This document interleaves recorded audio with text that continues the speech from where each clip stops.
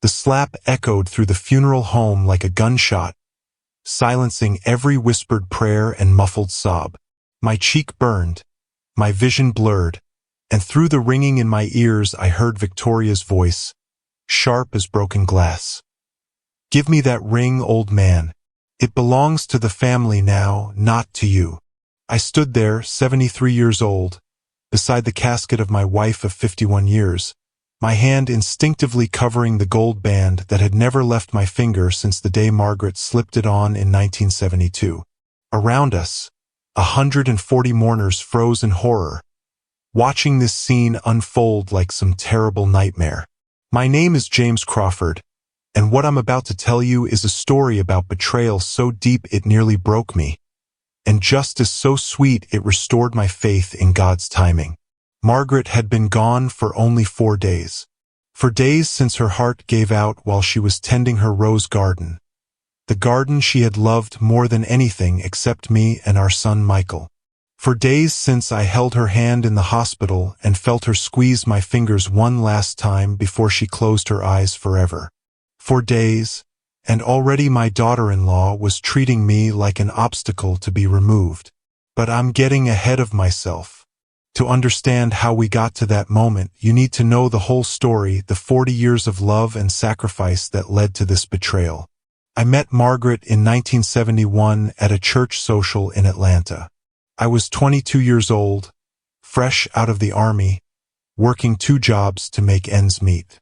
She was 20, the most beautiful woman I had ever seen, with eyes that sparkled when she laughed and a smile that could light up the darkest room. We were both poor as church mice, but we were rich in love, and that was all that mattered. We got married the next year in that same church, with 37 people in attendance and a reception that consisted of punch and cookies in the fellowship hall. Margaret wore a white dress her mother had sewn by hand. I wore my only suit, the one I had bought for job interviews. Our wedding rings cost $47 total from a pawn shop downtown. But when I slid that band onto her finger, I made a promise before God and everyone that I would love her until my last breath. And I kept that promise.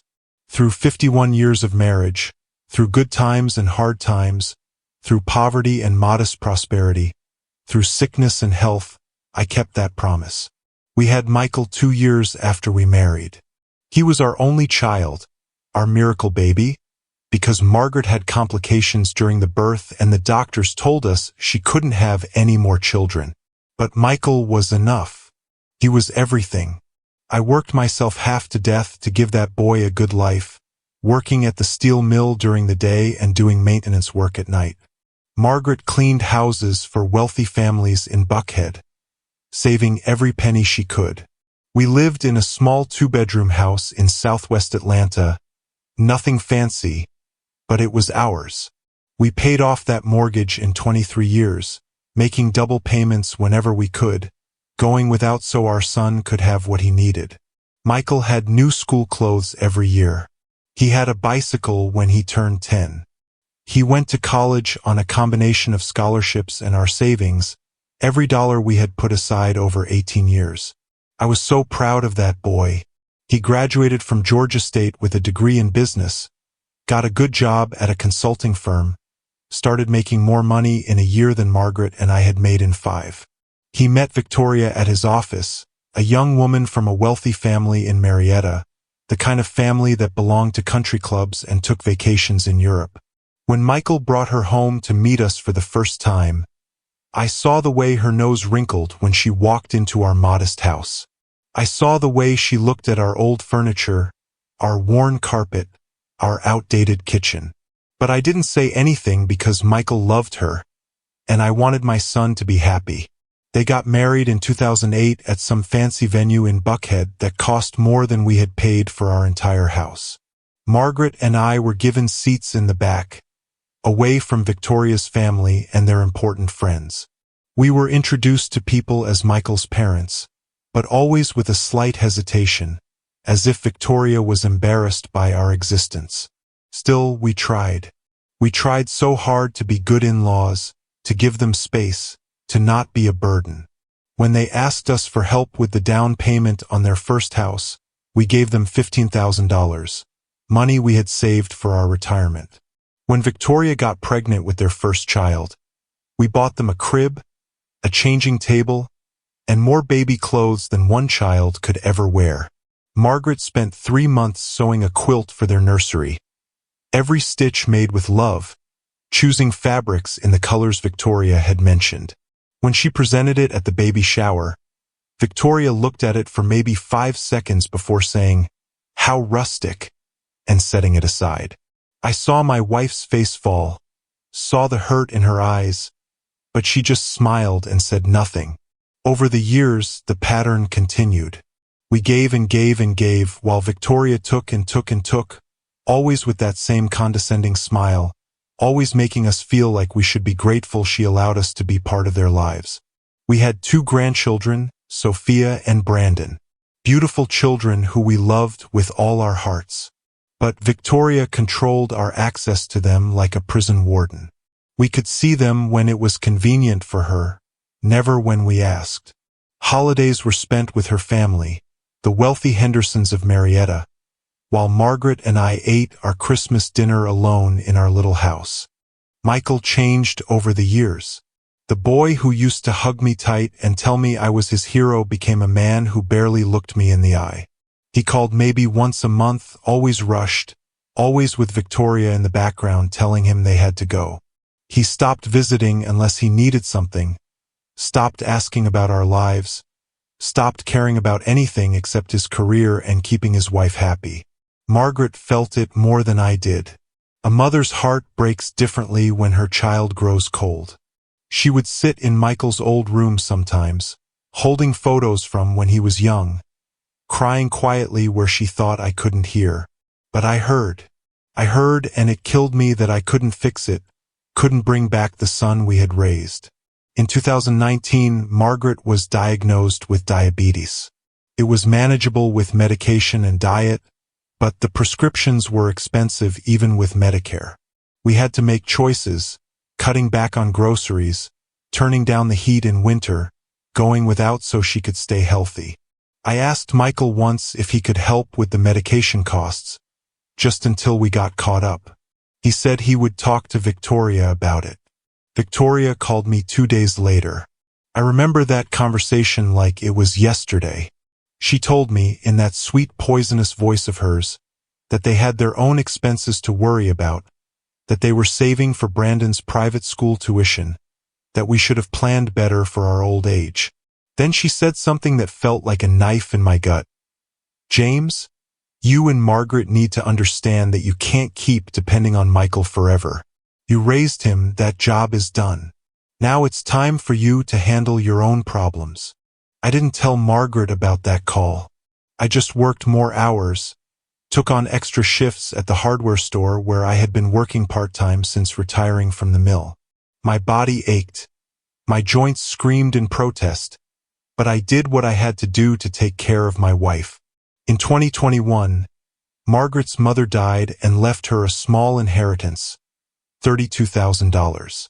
It was the most money we had ever had at one time. Margaret wanted to use it to fix up our house, maybe take a small trip somewhere, do some of the things we had always dreamed about but never could afford. We were 70 and 71 years old, and we had never been on a real vacation. But then Michael called. He and Victoria wanted to start a business, some kind of consulting firm. They needed investors.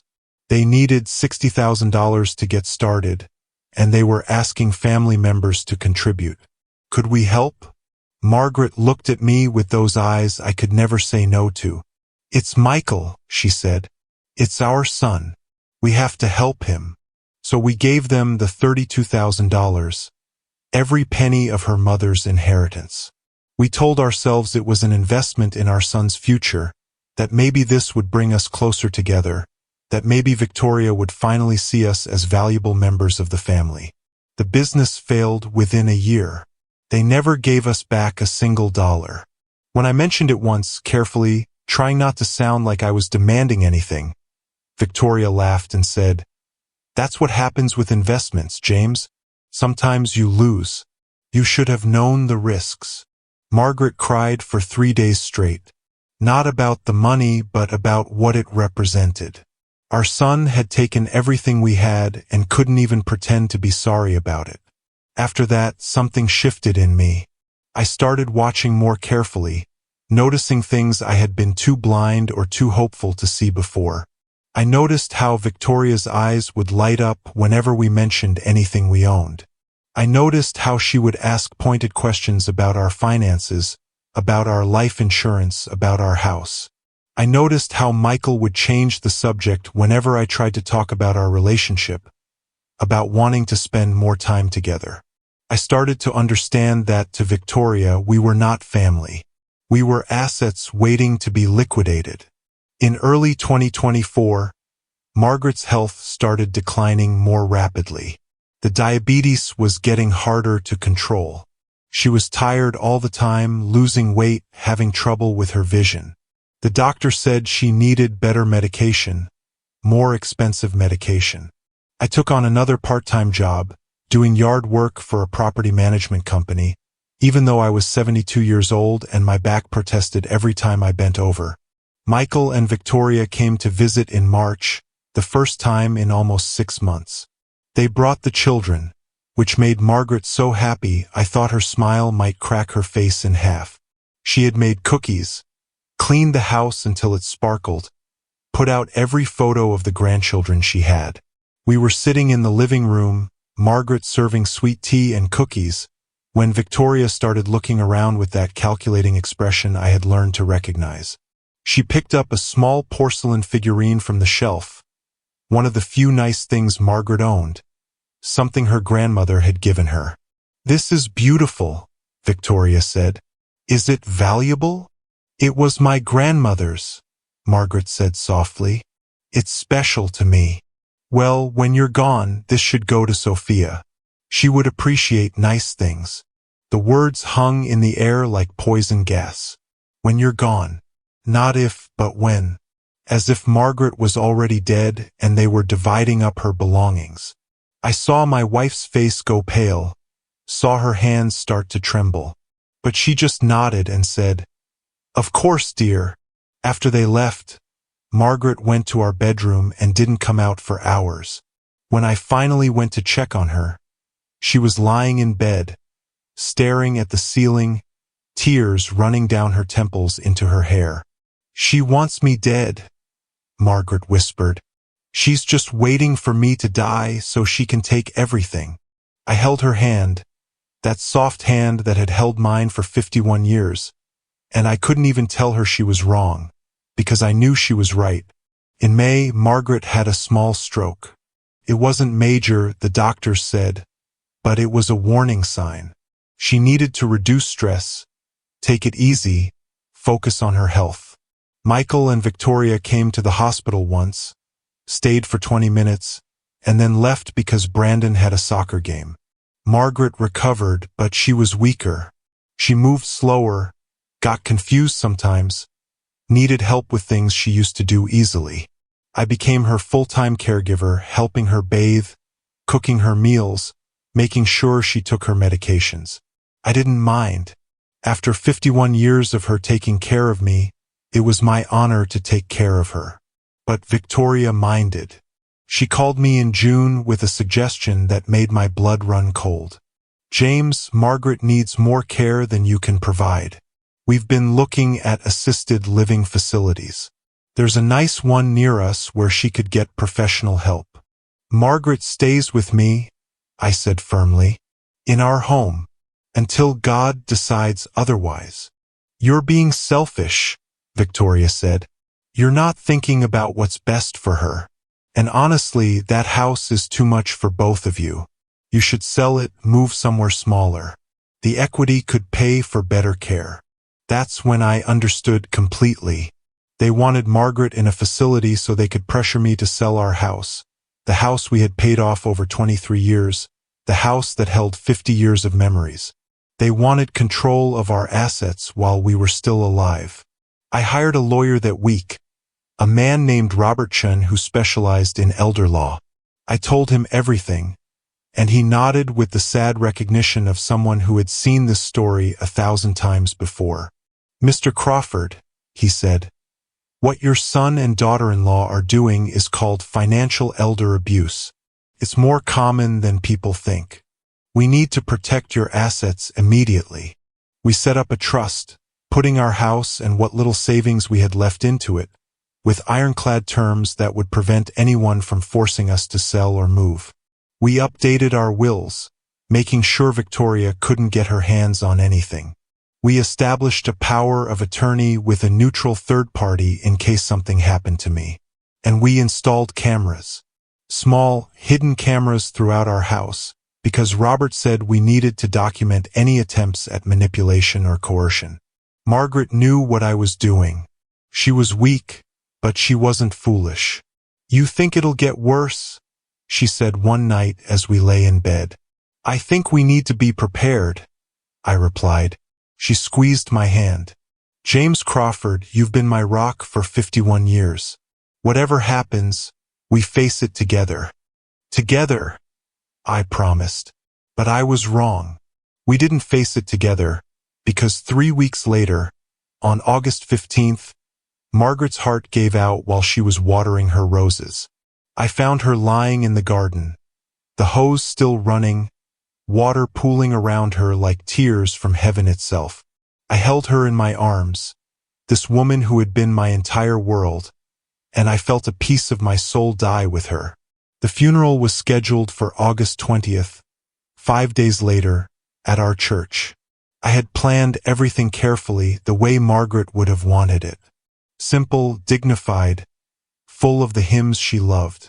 I had bought a plot next to where we would both eventually rest, together forever like we had promised. Michael came over the day after Margaret died. He looked upset, genuinely upset, and for a moment I saw my son again, the boy who loved his mama. He hugged me and cried on my shoulder, and I thought maybe grief would bring him back to me. But Victoria was with him, and she was looking around our house with those calculating eyes, taking inventory, planning her next move. Dad, Michael said, wiping his eyes. Victoria and I want to help with the funeral arrangements. We know this is hard for you. I've got it handled, I said. Your mama and I planned everything years ago. Victoria's mouth tightened. James, this is Michael's mother. He should have a say in how we honor her memory. He does have a say. I'm just following what Margaret wanted. Still, Victoria said, her voice getting that edge to it, we should talk about practical matters. The house, your finances, how you're going to manage without Margaret. You're going to need help. I'm managing fine. Are you? She looked around meaningfully. This place is too big for one person, and expensive to maintain. You should really think about downsizing. Victoria, my wife just died yesterday. Can we not talk about this right now?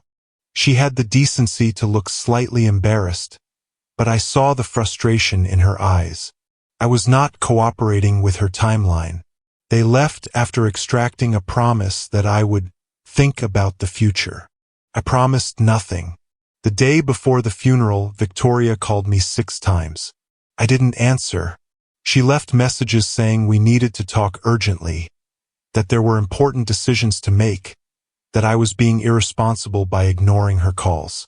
I was busy writing Margaret's eulogy, making sure the flower arrangements were right, pressing my suit, polishing the shoes I would wear to say goodbye to my wife.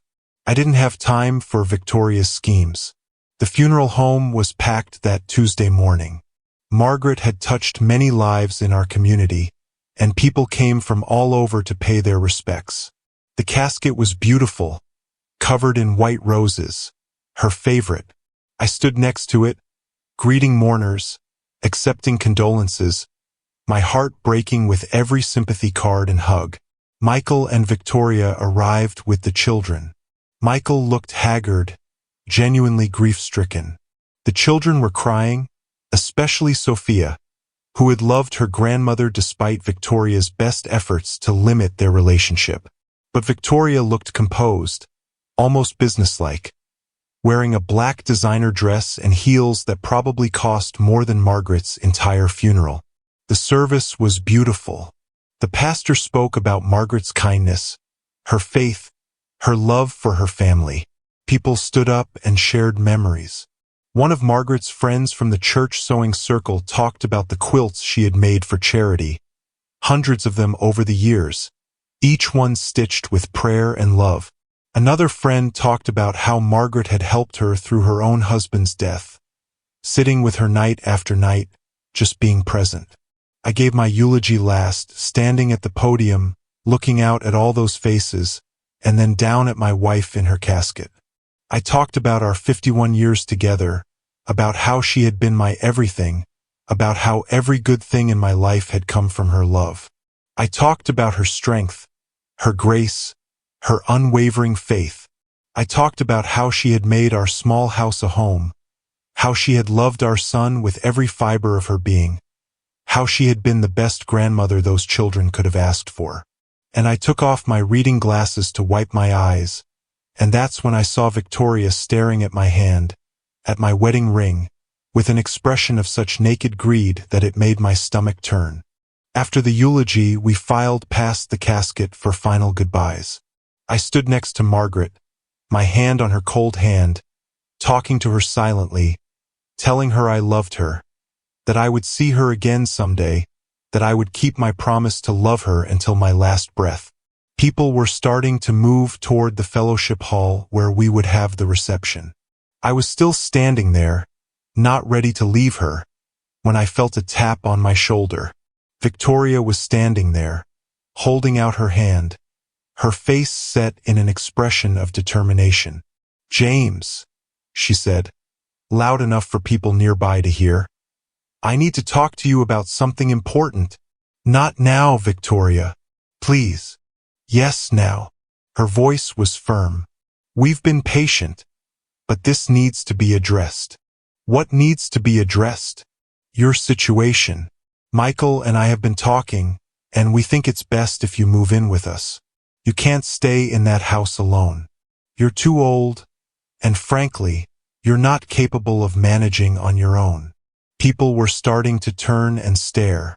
I could feel their eyes on us, could hear the whispers starting. "Victoria, we're at my wife's funeral. This is not the time or place." "There's never going to be a good time, James, because you keep avoiding these conversations. You're being stubborn and foolish, and it's time someone made you see reason." Michael appeared at her elbow, looking uncomfortable. "Victoria, maybe we should." "No, Michael. Your father needs to hear this. James, we're going to sell the house. The equity will pay for your care in a nice facility. We've already spoken to a realtor, and the property value." "You've done what?" My voice came out louder than I intended. "We're trying to help you. The house is worth $400,000 easily. That money could be put to much better use than you rattling around in an old house by yourself. That house is mine and Margaret's. You have no right. I have every right. I'm your daughter-in-law, and I'm looking out for this family's future. You're going to need expensive care as you age, and we can't afford to support you the way you've always expected us to. The way I've always expected them to support me." The words were so twisted, so insane, that I almost laughed. I who had given them everything, who had never asked for anything except to be treated like family. "The house is not being sold," I said quietly. "Now please, let me grieve my wife." Victoria's face flushed with anger. "You selfish old man. Do you ever think about anyone but yourself? What about Michael? What about your grandchildren? That house is their inheritance, and you're just going to squat in it until you die." "Victoria." Michael looked horrified. "Stop it. Not here. Not today." But she was on a roll now, weeks or maybe years of frustration pouring out.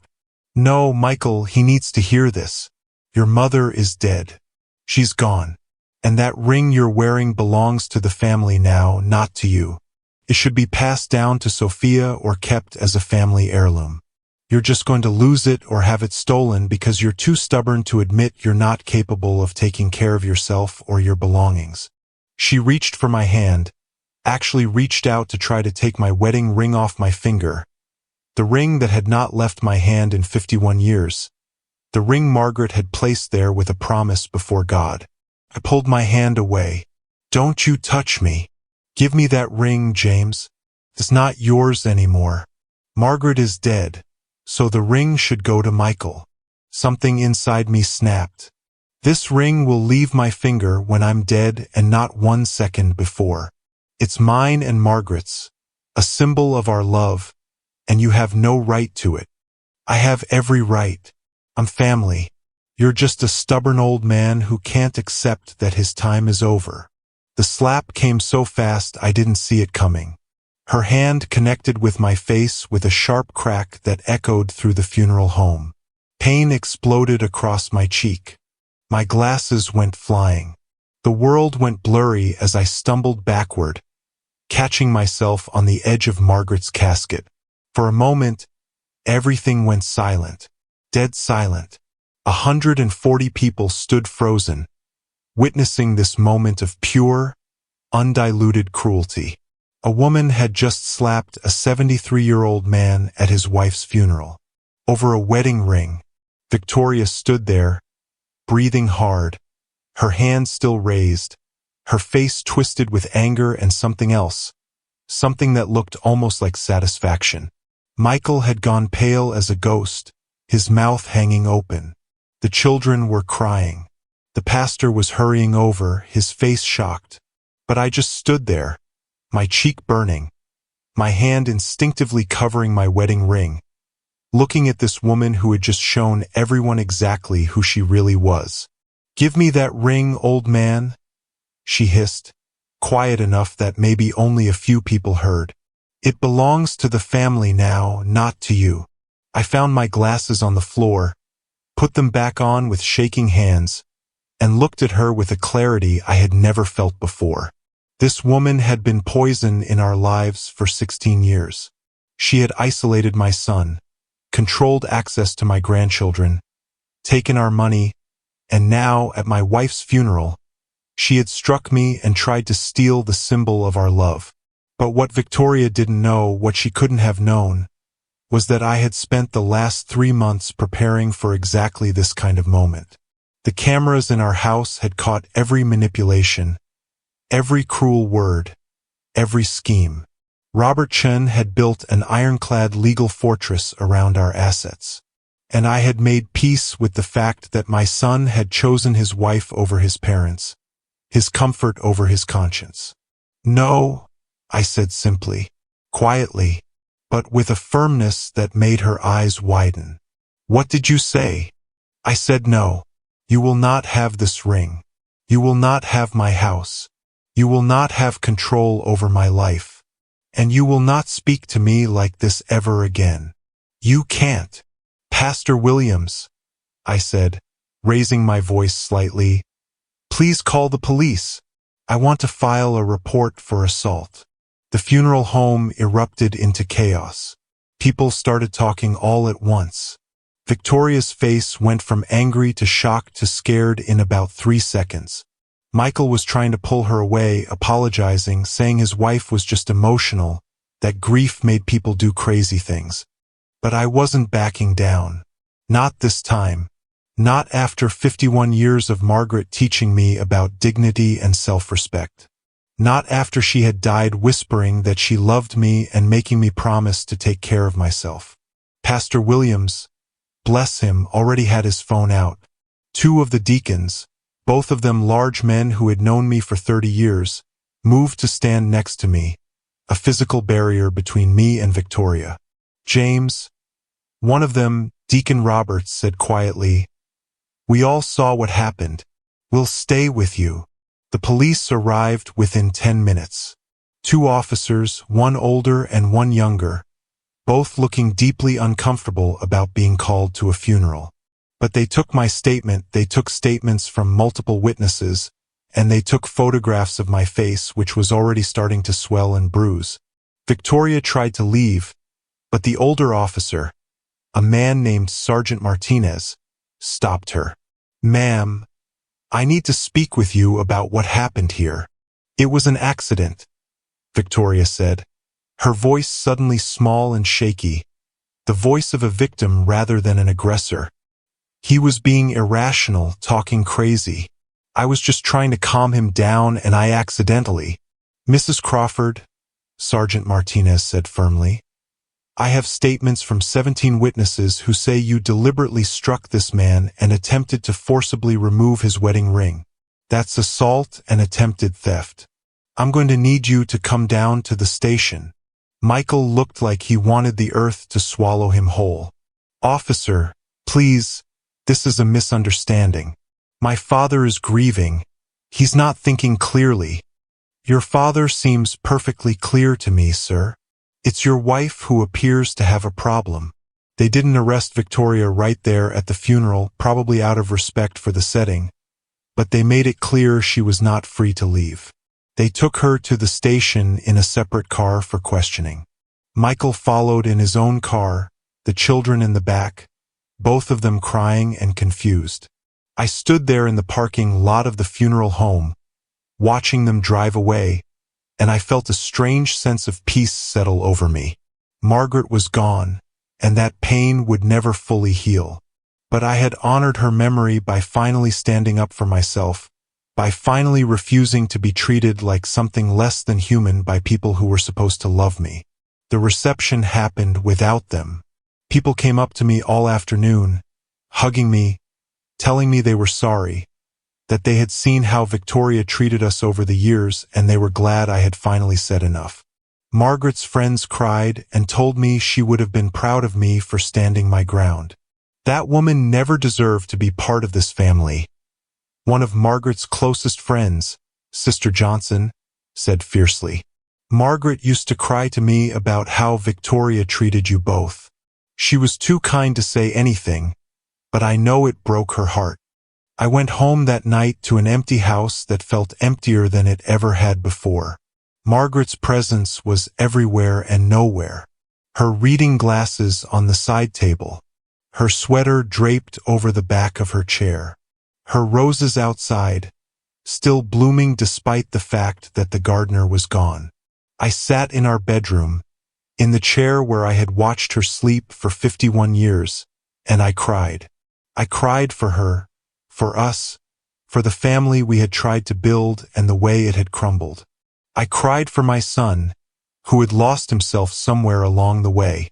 I cried for my grandchildren, who were caught in the middle of their mother's greed and their grandmother's death. But I also cried with relief because the pretending was over. The desperate attempts to buy love with money we couldn't afford to give, the painful family gatherings where we were made to feel small, the constant anxiety about whether we were doing enough, being enough, giving enough. All of that was over. 2 days later, Robert Chin called me. James, I heard what happened at the funeral. Are you all right? I'm managing. Good, because I have some news. Victoria has been making calls to Adult Protective Services, claiming you're mentally incompetent and in need of a guardian. She's trying to have herself or Michael appointed as your guardian so they can take control of your assets. I had expected something like this, but hearing it still felt like a punch to the gut. Can she do that? She can try, but we're ready. I've already filed for a restraining order against her on the grounds of elder abuse and assault. We have documentation of everything, including the incident at the funeral. Multiple witnesses have given statements, and I've arranged for you to undergo a complete cognitive evaluation with a geriatric psychiatrist to prove you're of sound mind. What do I need to do? Just keep doing what you're doing. Document everything. Don't communicate with Victoria or Michael except through me. And let me handle the legal side. The cognitive evaluation happened 3 days later. Dr. Patricia Okonkwo, a Nigerian-American psychiatrist who specialized in geriatric care, spent 3 hours testing my memory, my reasoning, my emotional state, my decision-making abilities. She asked about my marriage, my son, the situation with Victoria. When she was done, she looked at me with kind but frank eyes. Mr. Crawford, you are not only mentally competent, Your cognitive function is well above average for your age. You are grieving, which is completely normal after losing a spouse of 51 years, but you are lucid, rational, and fully capable of managing your own affairs. Anyone who claims otherwise is either mistaken or lying for their own benefit. Can you put that in writing? I already have. My full report will be available to your attorney by tomorrow morning. The restraining order hearing happened a week later. I sat in family court, feeling ancient and tired and sad, while Robert presented evidence of Victoria's behavior.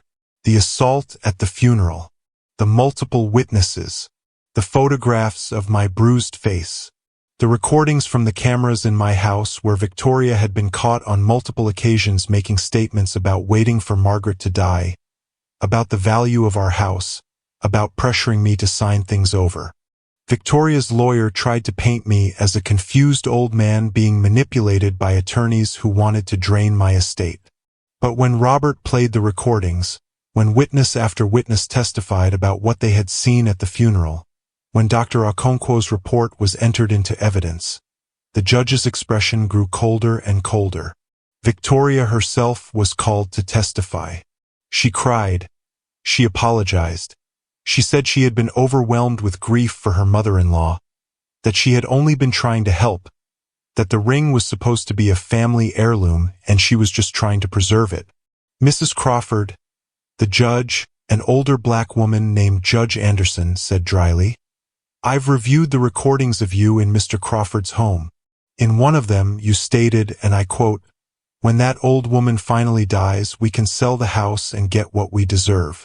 You also stated that Mr. Crawford was too stupid to know what's good for him, and that the wedding ring would fetch at least $5,000 if we sold it to the right collector.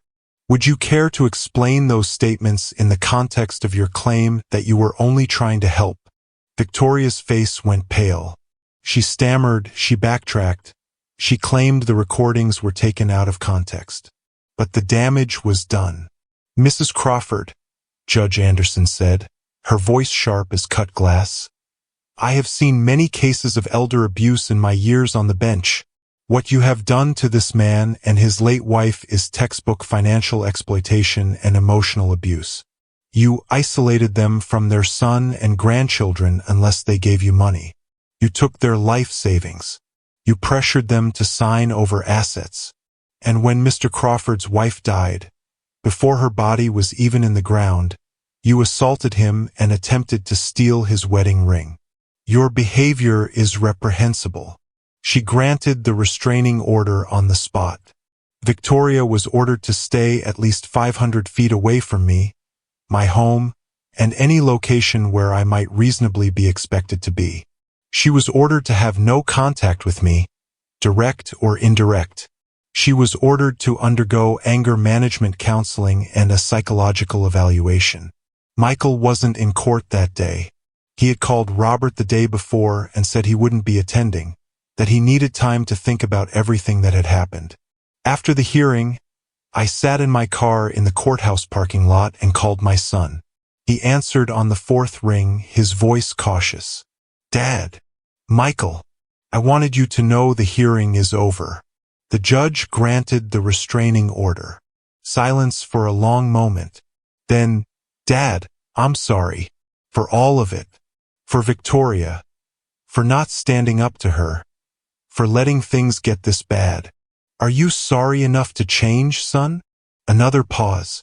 "I don't know if I can. She's my wife. Those are my children. If I go against her, I lose everything." "You already lost everything, Michael. You lost your mother, who loved you more than life itself. You lost your father, because I can't have you in my life if Victoria is part of the package. And you lost yourself somewhere along the way, became someone your mama and I don't even recognize. Dad, I love you, son.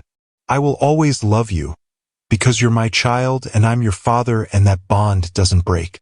But I can't have you in my life right now. Maybe not ever. You made your choice when you stood by and let your wife abuse us for 16 years. You made your choice when you took our money and never even said thank you. You made your choice when you didn't protect your mother from your wife's cruelty. He was crying. I could hear it in his breathing. I'm sorry, Dad. I'm so sorry. I know you are, son. But sorry doesn't change what happened. Sorry doesn't bring your mama back. Sorry doesn't erase 16 years of pain. What do I do now? You figure out who you want to be. The man your mama and I raised, or the man Victoria turned you into. And when you figure that out, if you choose right, maybe we can talk again someday. But until then, you need to stay away. For my sake and yours. I hung up before he could respond, before I could hear his voice break completely. Because if I heard that, I would crumble and forgive him, and the cycle would start all over again. I sat there in that parking lot for a long time, tears streaming down my face, grieving not just for Margaret but for the son I had lost long before she died. The next few weeks were strange. My house felt enormous and empty without Margaret's presence. I would wake up in the morning and reach for her, forgetting for a moment that she was gone. I would start to call her name to tell her something funny I had heard, and then remember there was nobody to tell. The silence was deafening. But I wasn't completely alone. The people from church rallied around me in ways I hadn't expected. Sister Johnson came by twice a week with casseroles and company. Deacon Roberts and his wife invited me to Sunday dinner. Pastor Williams checked in regularly, not just to pray but to sit and talk about Margaret, about life, about healing. Eleanor Brooks, Margaret's best friend from the sewing circle, became my unexpected ally and confidant. She was 74 years old, sharp as a tack, with steel-gray hair and eyes that missed nothing. She had been widowed for 5 years and understood the particular loneliness of losing your life partner. "James," she said one afternoon as we sat on my porch drinking sweet tea, "Margaret talked to me a lot in those last months. She was worried about you. Worried about what would happen after she was gone. She shouldn't have worried. I'm doing fine. She wasn't worried about you taking care of yourself. She was worried about you being alone. About Michael and Victoria getting their claws in you without her there to protect you." I looked at her, surprised. She said that. She said a lot of things. She told me about the inheritance money they took, about Victoria's cruelty, about how much it hurt to be treated like an ATM by her own son. She also told me that you were the strongest man she had ever known, and that when the time came, you would know what to do. I don't feel very strong right now. Strength isn't about not feeling pain, James. It's about feeling it and still standing up. You did that. Margaret would be so proud. Eleanor became my regular companion. We went to the farmer's market together on Saturday mornings. We took walks in the park where Margaret and I used to walk. She taught me how to cook more than just the basics, because she said I couldn't live on frozen dinners and takeout forever. And slowly, painfully, I started to rebuild a life without Margaret. A life that honored her memory but didn't stop completely just because she was gone. 2 months after the funeral, on a Tuesday morning in October, I got a call from an unknown number. Against my better judgment, I answered. "Mr. Crawford?" A young woman's voice, uncertain and shaky. "Yes, this is Sophia, your granddaughter." My heart nearly stopped. Sophia was 15 now, almost grown, and I hadn't spoken to her in over 2 months. "Sophia, baby girl, are you all right?" "I don't know." She was crying, trying to hide it but not quite succeeding. "Grandpa, I need to talk to you. Can I come see you? Does your mother know you're calling me?" "No. She took my phone away after the funeral because she said you were a bad influence. I'm calling from my friend's phone. Please, Grandpa, I need to see you." Every instinct told me this was a trap, that Victoria was behind this, that I would be accused of violating the restraining order or trying to manipulate the children. But it was Sophia, my granddaughter who I loved, and she was crying. "I need to call my lawyer first, sweetheart. Can you give me this number and I'll call you back in an hour?" "Okay." Grandpa, I miss you. And I miss Grandma so much. I miss you too, baby girl. I'll call you back soon. I immediately called Robert Chun and explained the situation. He was quiet for a moment, thinking, James, this could be a setup, but it could also be genuine. If you're going to meet her, do it in a public place with witnesses, and I'll be there too. We arranged to meet at a coffee shop near Sophia's school the next day at 4 p.m. Robert sat at a nearby table, pretending to work on his laptop but actually recording everything. I sat by the window, my hands shaking as I stirred my coffee, waiting. Sophia came in at 4:15, wearing her school uniform, her backpack slung over one shoulder. She looked so much like Michael at that age that it hurt to look at her. But she had Margaret's eyes, those kind, intelligent eyes that saw too much. When she saw me, she burst into tears and ran to my table. I stood up and caught her in a hug, this granddaughter I hadn't held in months, and I felt my own tears start to fall. I'm so sorry, Grandpa, she sobbed into my shoulder. I'm so sorry about what Mom did, about everything. Shoo, baby girl, it's not your fault. None of this is your fault. We sat down and I let her cry until she was ready to talk. When she finally looked up at me with those red, swollen eyes, she looked older than 15, as if she had aged years in the past few months. Grandpa, I need to tell you something about Mom and what's been happening. You don't have to, sweetheart. I don't want to put you in the middle of this. I'm already in the middle, and Grandma would want me to tell you the truth. She took a deep breath. Mom has been lying about everything. The funeral, the ring, all of it. What do you mean? She planned it. She told Dad weeks before Grandma died that when it happened, she was going to get that ring from you. She said it was worth money and that you didn't deserve to keep it because you were just going to lose it or die soon anyway. Dad told her she was being horrible, and they had a huge fight about it. But she said if he didn't support her, she would divorce him and take everything. The words hit me like physical blows. Victoria had been planning to steal my wedding ring before Margaret was even dead. After the funeral, Mom told everyone that you attacked her, that you were violent and dangerous. She showed people a bruise on her arm and said you grabbed her. But I saw her give herself that bruise, Grandpa. She hit her own arm against the kitchen counter while she was on the phone with someone, probably her lawyer. Sophia, I'm not done. She's been going through Grandma's things you probably don't even know are missing yet. She went to your house while you were at the lawyer's office one day and took jewelry, photo albums, things that belong to Grandma. She has them hidden in our attic. She's planning to sell them. Rage, pure and hot, flooded through me. Not just at Victoria's theft, but at the violation of Margaret's memory, the desecration of her belongings. There's more, Sophia said, her voice dropping to almost a whisper. Mom is planning to sue you. She's found a lawyer who specializes in elder law, and they're going to claim you're incompetent and that you need a guardian. She's already started spreading rumors to people that you're showing signs of dementia, that you're forgetting things, that you nearly burned your house down leaving the stove on. That's a lie. I've never. I know, Grandpa, but she's building a case. She's got people she's paying to say they witnessed you acting confused. And she's planning to use Brandon and me as witnesses to say we've noticed you declining. Will you testify against me? Sophia looked at me with fierce determination. Never. I'll tell the truth, even if Mom hates me for it.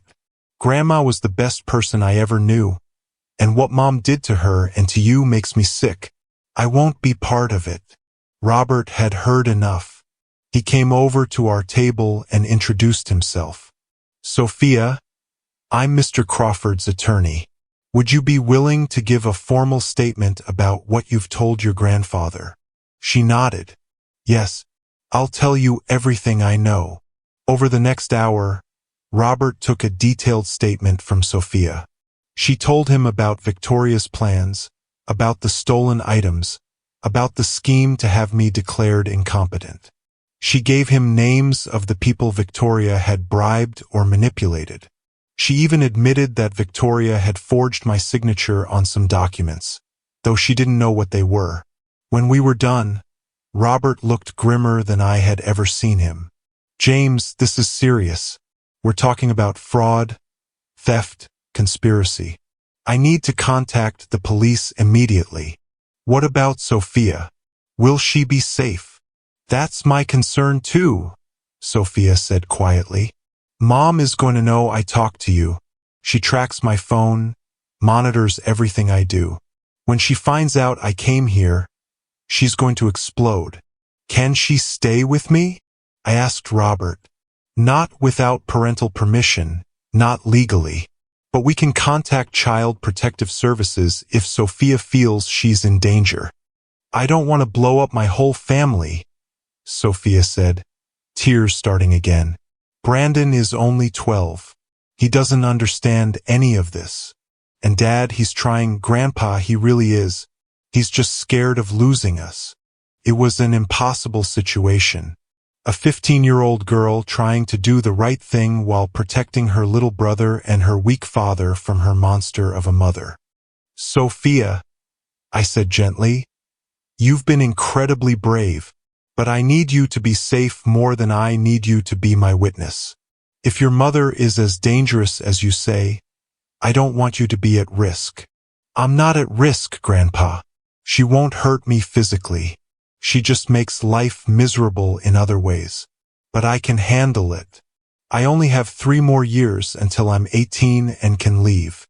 3 more years. 3 more years of living with a woman who could slap an old man at his wife's funeral and feel no remorse. Sophia, I want you to promise me something, I said. If you ever feel unsafe, if things ever get too bad, you call me immediately. Day or night, I don't care. You call me and I'll come get you. Legal or not, I'll protect you. I promise, Grandpa. Robert gave her his card with all his contact information. Sophia, you can call me anytime too. What you've done today took tremendous courage. Your grandmother would be very proud of you. At the mention of Margaret, Sophia started crying again. I miss her so much, Grandpa. She was the only one who really understood me, who listened to me.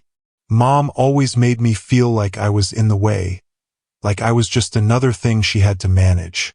But Grandma made me feel special. You are special, baby girl. You're smart and brave and good, and you're going to do amazing things with your life. Your grandma knew that. She used to tell me all the time how proud she was of you. We hugged goodbye, and I watched her walk away with her backpack. This child who should have been worrying about homework and boys and school dances, but instead was carrying the weight of adult corruption and family betrayal. Robert and I sat back down, and he pulled out his laptop. James, based on what Sophia told us, we need to act fast. If Victoria is planning a competency lawsuit and has already started gathering false evidence, we need to get ahead of this. What do you recommend? First, we file a police report about the stolen items.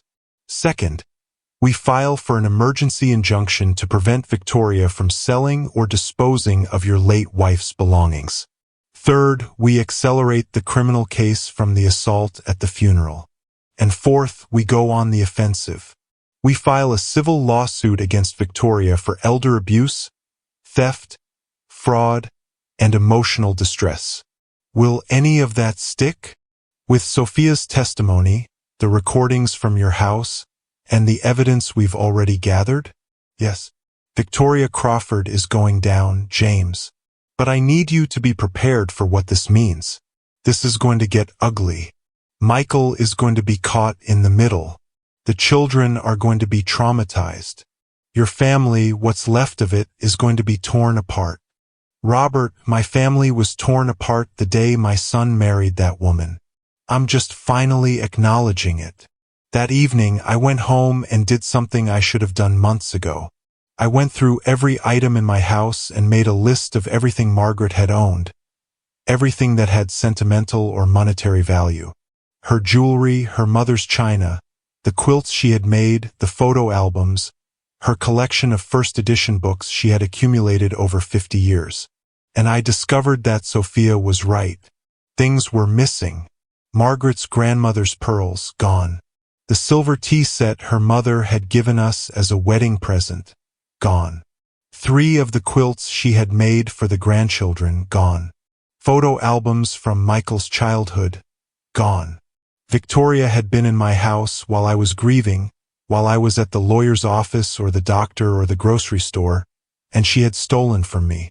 She had stolen Margaret's memories, her legacy, the physical remnants of a life well lived. I called Robert immediately, even though it was 9 p.m.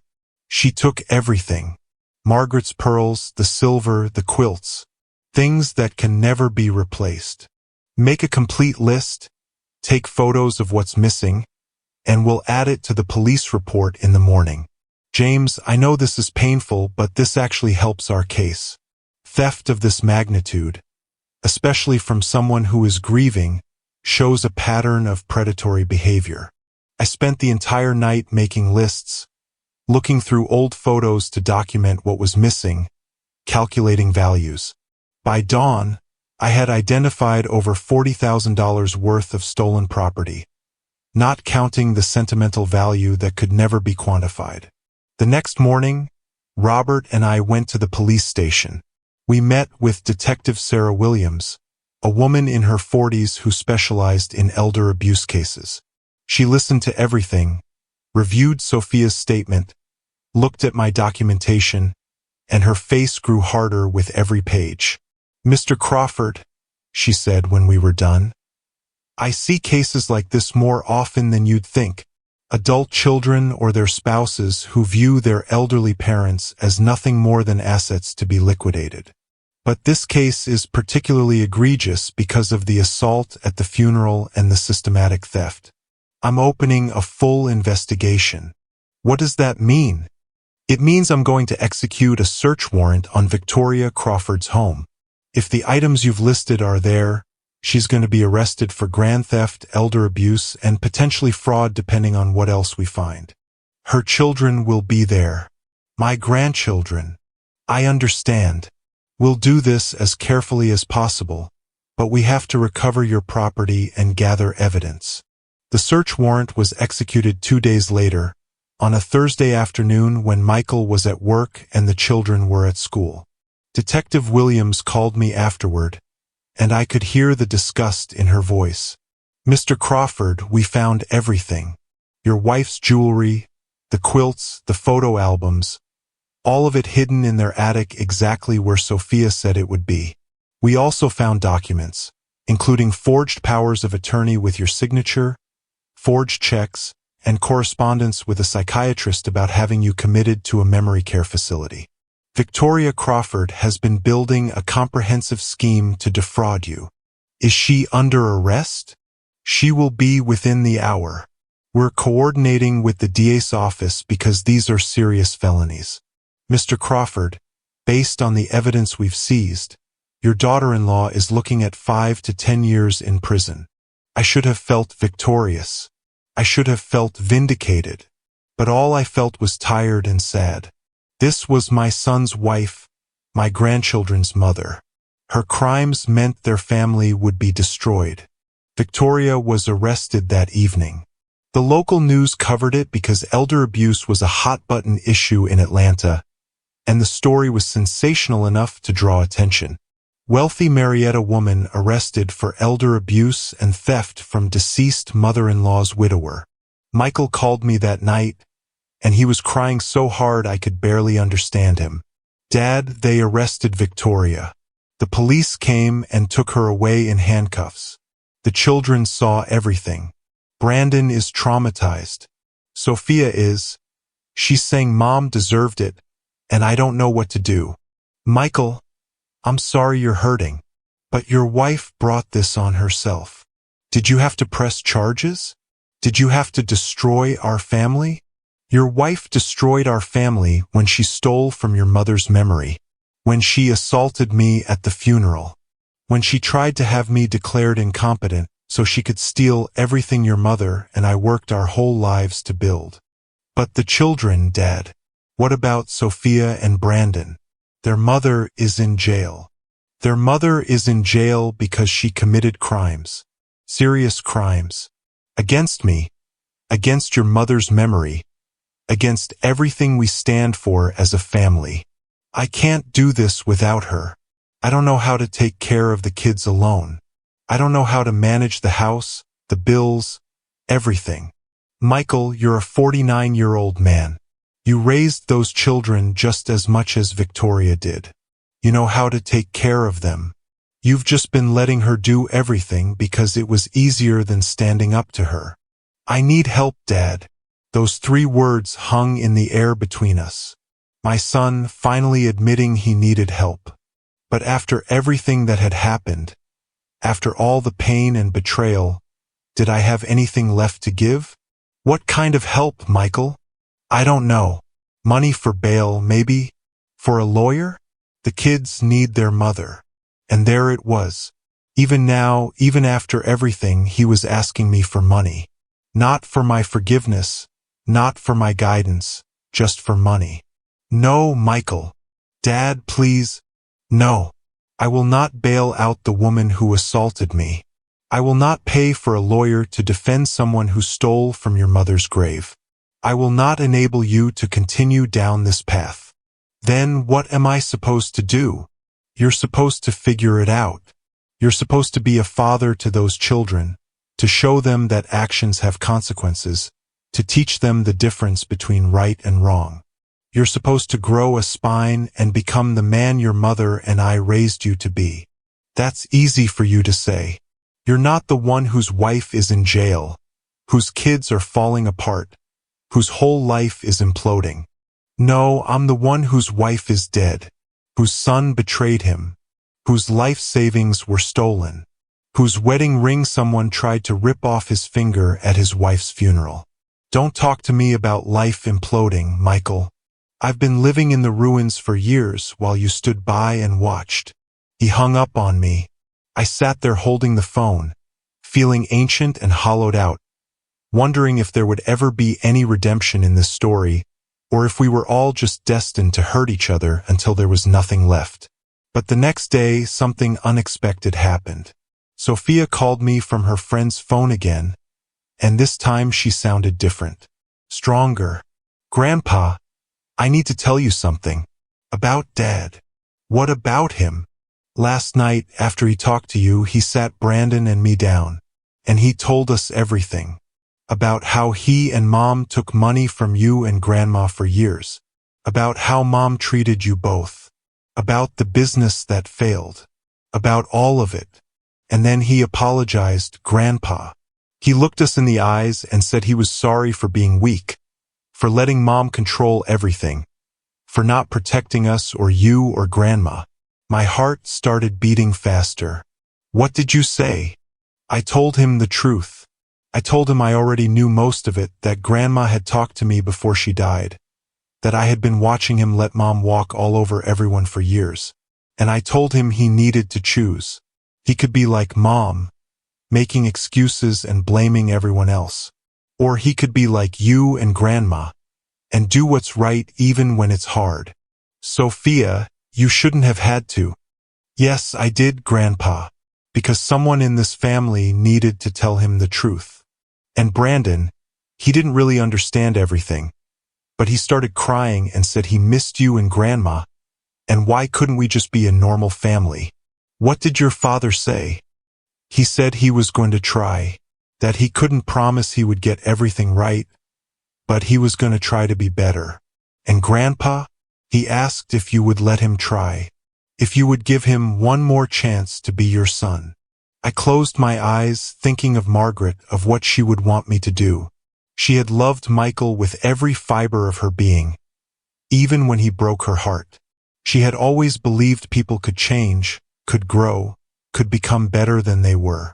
Tell your father I'll think about it, I said finally. But tell him this too. If he wants another chance, it can't be about money or things or trying to fix what Victoria broke. It has to be about building something real between us, something honest. And it has to start with him taking responsibility for his own choices, not blaming Victoria for everything even though she was terrible. I'll tell him, Grandpa. And Grandpa, thank you for not giving up on us, even when you had every reason to. Victoria's trial was set for 6 months later, but she took a plea deal 3 months in. She pled guilty to 1 count of felony elder abuse, 2 counts of grand theft, and 1 count of assault. In exchange for the plea, she got 4 years in prison with the possibility of parole after 2. The day she was sentenced, I sat in the courtroom and watched her stand before Judge Anderson, the same judge who had granted my restraining order. Victoria's lawyer tried to paint her as a devoted mother who had made mistakes out of financial desperation and grief. But Judge Anderson wasn't having it. Mrs. Crawford, the judge said, her voice cold and hard, I have reviewed the extensive evidence in this case. You systematically abused and exploited an elderly man and his dying wife. You stole from them, you assaulted Mr. Crawford at his wife's funeral, and you attempted to have him falsely declared incompetent so you could steal even more. Your behavior was calculated, cruel, and predatory. You have shown no genuine remorse, only regret that you were caught. This court sentences you to 4 years in the state penitentiary. Victoria cried and begged for mercy, saying her children needed her. But the judge was unmoved. Your children need a mother who models integrity and compassion, not greed and cruelty. Perhaps your time in prison will give you an opportunity to reflect on the person you've become. Michael sat in the back of the courtroom with Sophia and Brandon. I saw him holding both their hands, tears running down his face as his wife was led away in handcuffs. And for the first time in years, I felt something for him other than disappointment. I felt pity. After the sentencing, I walked out of the courthouse and found Michael standing by his car, looking lost and broken. "Dad," he said when he saw me. We stood there for a long moment, 2 men who shared blood and history and more pain than either of us knew how to process. "Michael," I said finally, "your wife is going to prison. Your children are going to need you to be strong. Can you do that?" "I don't know. I don't know if I'm strong enough." "Neither did I, son. When your mama died and Victoria came at me, I didn't know if I was strong enough to stand up to it all. But I did it because I had to, because the alternative was letting them destroy everything your mama and I built. I'm sorry, Dad, for all of it, for being weak, for letting Victoria control everything, for taking your money and never even saying thank you, for not protecting Mom from Victoria's cruelty, for not being the son you and Mom deserved." They were the words I had waited years to hear, but they felt hollow now, after everything that had happened, after Margaret was gone and couldn't hear them. "Sorry is a start, Michael, but it's just a start. If you want to rebuild any kind of relationship with me, it's going to take time. It's going to take you proving through your actions, not your words, that you've changed. I understand. And Dad, I don't want your money. I don't want your house. I don't want anything except maybe, eventually, for you to be a part of our lives again. For Sophia and Brandon to have their grandfather back. We'll see, son. We'll see." It wasn't forgiveness, not yet. But it was the first step toward the possibility of forgiveness, and sometimes that's all you can ask for. Over the next year, Michael worked to rebuild his life and his relationship with his children. He went to therapy, both alone and with Sophia and Brandon. He sold the big house in Marietta and moved to a modest 3-bedroom closer to my neighborhood. He took a hard look at his finances and started living within his means instead of the lifestyle Victoria had demanded. And slowly, carefully, he started rebuilding a relationship with me. Started with phone calls once a week, where we talked about safe subjects. The weather, the Braves, how the kids were doing in school. Then it progressed to occasional dinners, always in public places, always with the understanding that I could leave if things got uncomfortable. Sophia blossomed without Victoria's controlling presence. She joined the drama club at school, made new friends, started talking about college. She came to visit me every Sunday afternoon, and we would sit on the porch drinking sweet tea and talking about Margaret, keeping her memory alive through our stories. Brandon struggled more. He had been closer to Victoria, hadn't understood the extent of her cruelty, and her imprisonment confused and hurt him. But with therapy and time, he started to heal. He started asking questions about Margaret, about the grandmother he had barely known because his mother had kept them apart. "Grandpa," he asked me one Sunday when he and Sophia had come to visit, "was Grandma really as nice as everyone says?" "She was nicer," I said. "She was the best person I ever knew. Kind and patient and full of love for everyone. Especially you kids." "Then why didn't Mom let us see her more?" It was Sophia who answered. "Because Mom was jealous and controlling, Brandon. She wanted to be the center of attention, and Grandma's goodness made Mom look bad by comparison." "That's not fair to your mother," Michael said. He had joined us that day, the first time he had been to my house since before Margaret's death. "What she did was wrong, but she wasn't all bad. She loved you kids. She just had problems she didn't know how to deal with." "Dad," Sophia said firmly, "Mom abused Grandpa and Grandma for years. We don't have to pretend she was just misunderstood. She made choices, bad choices, and hurt people. We can acknowledge that while still loving her because she's our mother." Michael looked at me, and I saw something in his eyes I hadn't seen in years. Respect for his daughter's wisdom and acceptance of the truth. "You're right, Sophia," he said. "Your mother hurt people. She hurt my parents badly, and I let her do it because I was too weak to stop her. But we're going to be better. Our family is going to be better. It wasn't perfect. We still had hard days and difficult conversations. Michael still struggled with guilt and weakness. The kids still dealt with the trauma of having their mother in prison. And I still woke up every morning reaching for Margaret, still felt the crushing loneliness of a life without my partner. But we were trying. We were building something new from the ruins of what had been destroyed, something based on honesty and respect instead of obligation and money. 2 years after Margaret's death, on what would have been our 53rd anniversary, I did something I had been planning for months. I established the Margaret Crawford Memorial Scholarship Fund at our church, using the money Victoria had stolen, which had been recovered and returned to me. The scholarship would help young people from our community go to college, the same way Margaret and I had sacrificed to send Michael. At the ceremony establishing the fund, I stood in front of the congregation and talked about Margaret, about her life of service and love, about how she had touched so many lives with her quiet kindness. "My wife believed in the power of education and opportunity," I said. "She believed that everyone deserved a chance to build a better life. This scholarship is her legacy, a way to keep her spirit alive by helping young people the way she always wanted to help them." Michael and the kids were there, sitting in the front row. And when I finished speaking and looked at them, I saw tears on all their faces. Sophia was smiling through her tears, proud.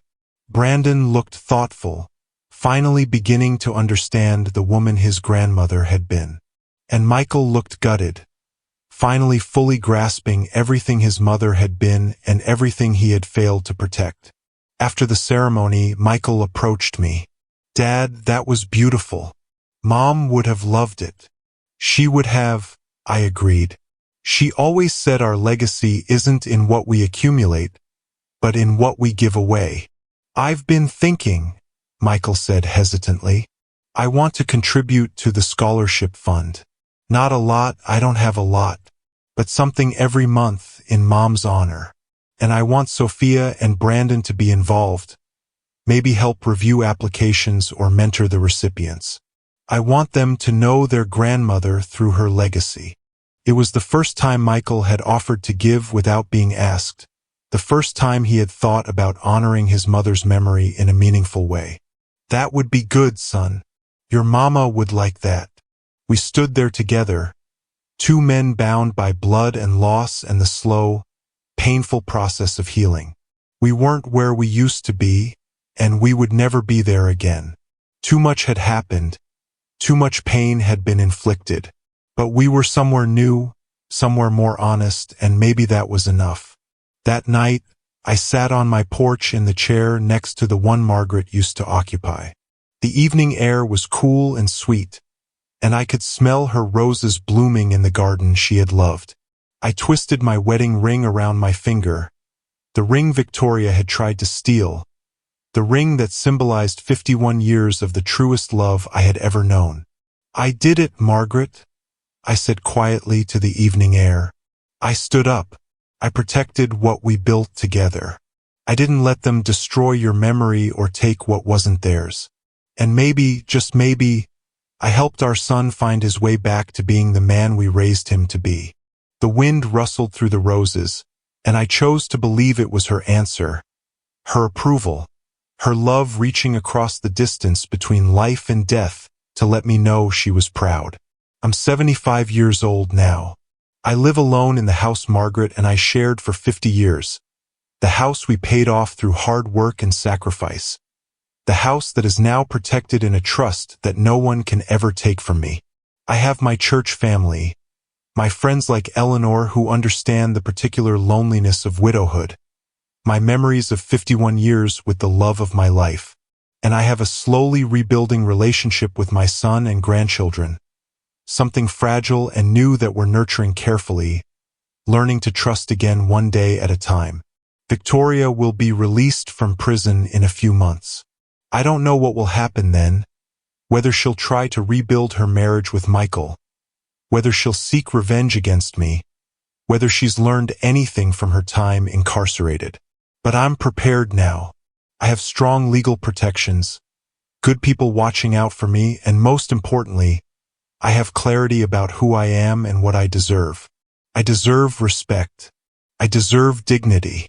I deserve to live out my remaining years in peace, honoring the memory of the woman who loved me for 51 years. And if anyone tries to take that from me again, I'll fight just as hard as I did before, because Margaret taught me that love isn't just about giving. Sometimes love is about drawing boundaries, standing up for yourself, and refusing to let people treat you as less than human. My name is James Crawford. I'm 75 years old. My daughter-in-law slapped me at my wife's funeral and demanded my wedding ring. And in standing up to her cruelty, I found my strength, my dignity, and my way forward. If you liked my story, you can support me by sending a super thanks so I can keep bringing more stories like this. Thank you in advance. And you, what would you do in this person's place? I would love to hear your opinion, so please share it with me in the comments. I'm always curious about what you all think, and also write me where you're listening from. For more life stories like this, please like the video and subscribe to my channel. There are many other stories waiting for you.